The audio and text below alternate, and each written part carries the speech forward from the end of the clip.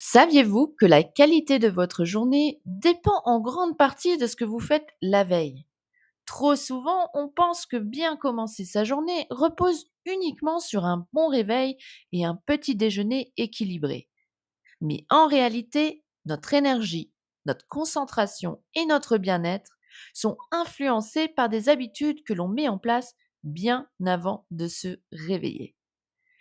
Dans cet épisode, je vais vous partager 5 façons d'améliorer votre quotidien en optimisant votre soirée et votre nuit.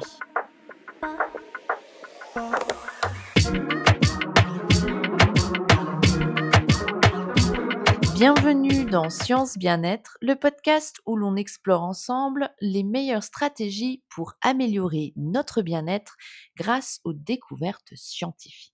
Vous pensez peut-être qu'une bonne journée commence avec un bon réveil, mais en réalité, elle se construit tout au long de la journée précédente. Et oui, chaque choix que nous faisons, notre alimentation, notre gestion du stress, notre exposition à la lumière, notre hydratation et notre organisation, oui, ça fait beaucoup, je sais, mais elle influence directement notre niveau d'énergie, notre concentration et même notre humeur le lendemain. Alors moi, je ne suis pas du matin, ou du moins je pensais que je ne l'étais pas. Parce que je me réveillais le matin la tête dans le brouillard, avec une humeur pas très agréable, soyons honnêtes, surtout pas agréable pour les autres. Il fallait absolument que je trouve une stratégie pour ne pas me retrouver dans un état d'énervement, souvent en retard, souvent pressée, je perds la patience et du coup quand ma journée commence comme ça, je peux vous dire que le reste de la journée n'est pas super non plus. J'ai mis en place 5 habitudes, 5 stratégies pour avoir un meilleur matin et surtout une meilleure journée. Ces 5 stratégies, ces 5 habitudes, je ne les ai pas mis en place tout de suite. Alors de toute façon, si vous faites tout en même temps, au bout de quelques jours, vous allez abandonner, ça va être beaucoup trop parce qu'il y a une stratégie pour créer des habitudes, pour les mettre en place. Cela, d'ailleurs, sera le sujet d'un autre podcast. Alors, qu'est-ce que je fais pour me préparer de la veille au soir? Alors, ça va vous paraître peut-être bête. L'habitude que j'ai mis en place en premier, c'est de choisir mes vêtements la veille. Je dépose mes vêtements sur une chaise, je prépare absolument tout. Je décide déjà comment je vais me coiffer, comment je vais me maquiller, comment je vais m'habiller, pour qu'il y ait le moins de friction possible lorsque je me réveille. Du coup, préparer les vêtements la veille, ça réduit le stress et libère de l'énergie mentale pour des décisions plus importantes. L'autre, petite, chose que je fais, avant de me coucher, c'est que je prends quelques minutes pour noter mes priorités du lendemain, pour éviter de me réveiller avec une sensation de flou ou de surcharge. Votre cerveau aura déjà une direction claire, ce qui favorise la motivation et l'efficacité dès le matin. Cette préparation mentale aide également à libérer votre esprit le soir, facilitant l'endormissement. Moins de pensées en boucle avant de dormir permet de calmer l'esprit et de mieux se détendre pour une nuit plus réparatrice. Alors maintenant, je vais vous parler de l'exposition à la lumière et son rôle sur le sommeil. Donc il faut savoir que la lumière est l'un des facteurs les plus puissants pour régler notre rythme circadien. Alors, vous allez me demander, qu'est-ce que c'est que le rythme circadien? Eh bien, c'est notre horloge biologique interne. Ce rythme détermine nos périodes de vigilance et de repos sur une période de 24 heures. Pourquoi la lumière naturelle est essentielle le matin? Eh bien, l'exposition à la lumière du jour envoie un signal à notre cerveau pour stopper la production de mélatonine. Oh, encore un grand mot. Mais qu'est-ce que c'est la mélatonine? Eh bien, la mélatonine, c'est l'hormone du sommeil, celle qui nous aide à nous endormir. En contrepartie, on augmente le cortisol, l'hormone qui nous aide à nous réveiller et à nous sentir plus alertes et concentrés. Une bonne exposition à la lumière naturelle en début de journée synchronise notre horloge interne, ce qui facilite ensuite l'endormissement le soir. Alors, comment faire pour synchroniser notre horloge interne? Eh bien, l'idéal est de s'exposer à la lumière du jour dans l'heure qui suit le réveil pendant 10 à 30 minutes. Une simple promenade à l'extérieur ou s'asseoir près d'une fenêtre en prenant son petit déjeuner peut suffire. Maintenant, parlons des lumières artificielles, en particulier le soir. Donc, nous savons maintenant que la lumière naturelle aide à faire baisser la production de mélatonine. Mais le soir, notre corps se prépare naturellement au repos en augmentant la production de mélatonine. Cependant, l'exposition à la lumière bleue des écrans envoie un signal contraire à notre cerveau, le trompant en lui faisant croire qu'il fait encore jour.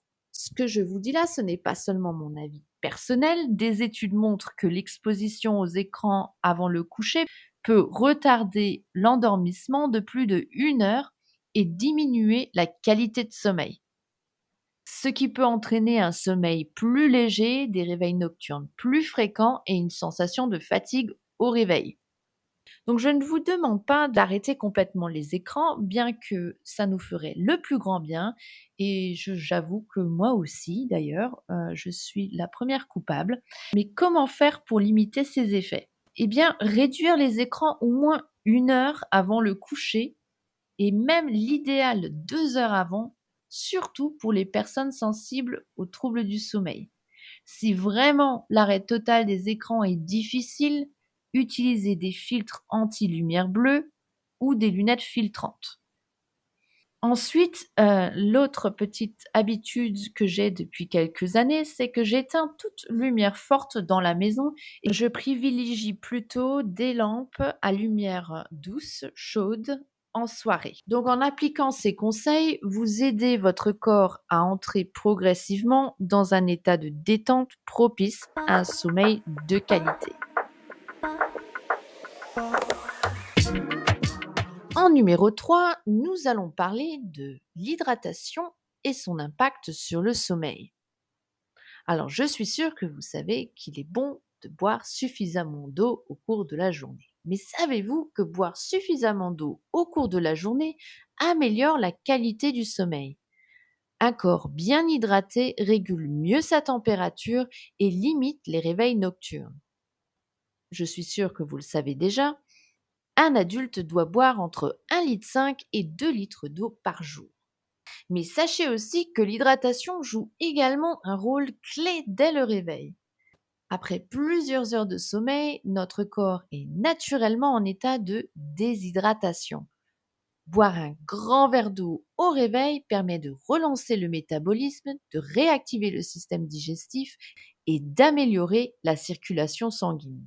Ça aide aussi à lutter contre la fatigue matinale et optimiser la concentration dès le début de la journée. Pendant des années, j'avais énormément du mal le matin, je me sentais souvent barbouillée et il me fallait énormément de temps pour sortir de mon brouillard. Maintenant, je bois un grand verre d'eau le matin avant toute chose et ça a changé ma vie, vraiment. J'aime aussi mettre un petit peu de vinaigre de cidre dans mon eau, c'est pas obligatoire, mais je trouve que ça aide lorsque je suis barbouillée le matin. Mon conseil est de boire beaucoup le matin et de ralentir au cours de la journée. Attention à ne pas trop boire juste avant le coucher pour éviter les réveils nocturnes liés à des envies pressantes. Alors encore une fois, l'idéal est d'arrêter de boire en grande quantité au moins 1 heure avant d'aller dormir. Parlons alcool. Oui, le petit verre de vin avec son repas le soir ou bien la petite bière après une longue journée de travail. Sachez que l'alcool est un faux ami du sommeil. Donc il est important de limiter l'alcool avant de dormir. Même si l'alcool peut aider à s'endormir plus rapidement, il perturbe le cycle du sommeil, en particulier le sommeil paradoxal, essentiel pour la mémoire et la récupération cognitive. Limiter l'alcool vous permettra d'avoir un sommeil plus profond et réparateur, vous évitant de vous réveiller en pleine nuit. Sachez que de nombreuses études scientifiques montrent que la consommation régulière d'alcool altère la régulation de l'humeur, affecte la concentration et peut même augmenter les risques de troubles cognitifs. Alors limiter l'alcool ne profite pas seulement au sommeil, mais aussi à notre bien-être mental, physique et à notre hydratation. En numéro 4, je vais vous parler du yoga et de la méditation. Le soir, c'est également un bon moment pour intégrer des pratiques de relaxation. Faire quelques étirements doux ou une séance de yoga avant de dormir peut aider à relâcher les tensions accumulées dans le corps. Ajoutez quelques minutes de méditation pour apaiser votre esprit et réduire le stress. Ces pratiques vous préparent à une nuit de sommeil plus réparateur en vous permettant de vous détendre profondément. Alors, j'adore le yoga, mais la méditation, j'ai eu beaucoup plus de mal à m'y mettre. Parce que j'avais cette idée que je ne savais pas méditer. Mais en utilisant les techniques pour créer des habitudes, j'ai tout doucement intégré la méditation dans ma routine du soir. Alors bien sûr, quand je parle de yoga et de méditation, je ne vous parle pas d'une séance d'1 heure. 5 minutes suffisent pour détendre votre corps et apaiser votre esprit.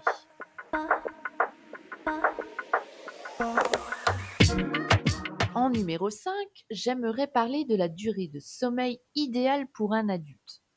Alors, les besoins en sommeil varient d'une personne à l'autre, mais les études recommandent entre 7 et 9 heures de sommeil par nuit pour un adulte.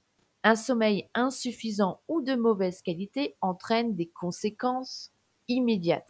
Alors, je vais vous les lister. C'est moins de concentration et plus d'oubli, augmentation du stress et de l'irritabilité, réduction de la motivation et des performances cognitives, impact négatif sur le métabolisme et le système immunitaire.